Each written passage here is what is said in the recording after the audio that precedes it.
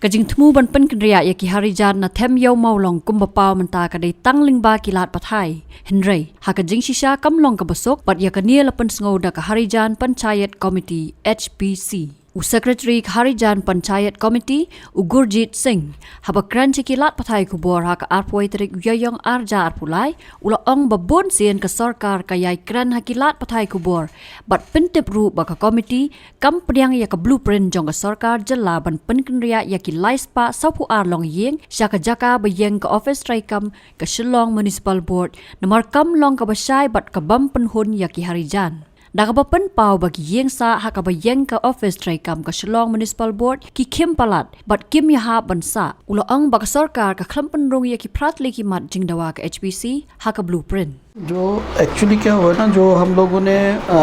मतलब जब first meeting में जैसा गवर्नमेंट ने बोला था तो वैसे हम लोग प्लान जो हमारा जो रेजुलेशन था 8 पॉइंट रेजुलेशन दिया था हम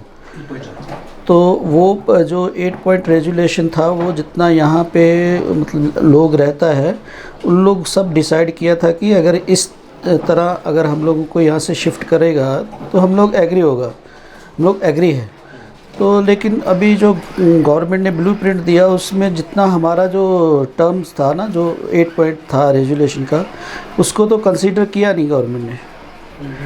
तो ये नया ब्लूप्रिंट बना के दिया है और वो भी मतलब फिर ब्लूप्रिंट मिलने का बाद में फिर सब लोगों को बुला के हम लोग मीटिंग बुलाया जो हम लोग का रिलीजियस इंस्टीट्यूशन है उन लोग का भी जो लीडर्स है उसको भी बुलाया चर्च का है टेंपल है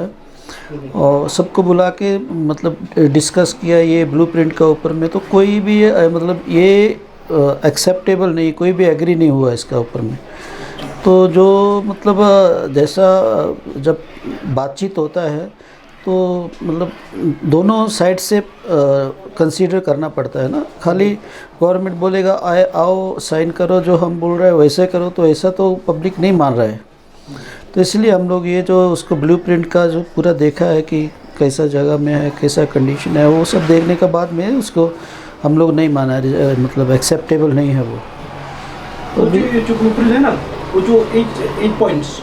अब ये सबमिट किया मगर गवर्नमेंट तो कंसीडर नहीं किया दैट्स द केस नहीं गवर्नमेंट अभी तो हम लोग को बुलाया नहीं ना अभी और वो लास्ट ईयर में जो बुलाया था सितंबर 29 सितंबर 2022 में उसका बाद तो फिर दोबारा और नहीं बुलाया ना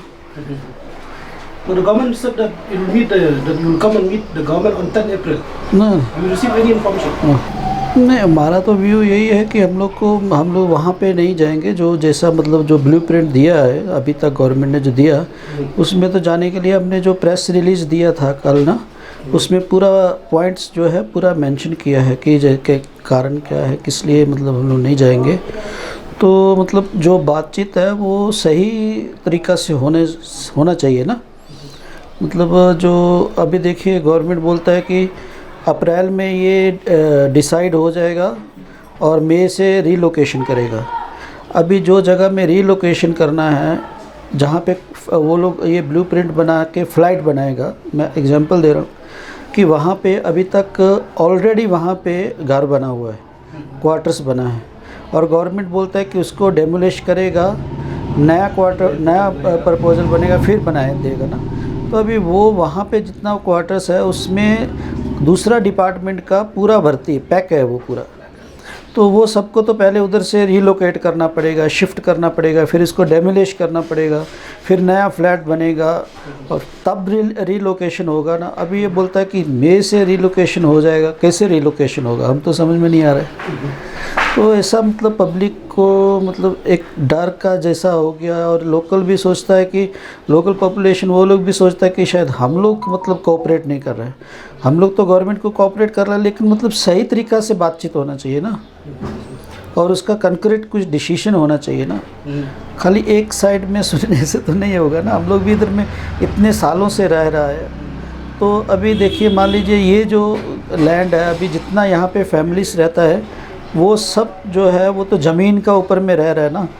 मतलब सबका पास में चाहे किसी के पास 300 स्क्वायर फीट है 400 स्क्वायर फीट है या 1000 स्क्वायर फीट है वो लोग क्या है कि मतलब ज़मीन का ऊपर में रहे अभी ये जो मतलब 7 स्टोरीज बिल्डिंग और 35 गज का जो फ्लैट है उसमें कैसे सरवाइव करेगा ना। हाँ, और जो मतलब फैमिलीज है वो तो जैसा ये तो परमानेंट सोल्यूशन नहीं है। ये तो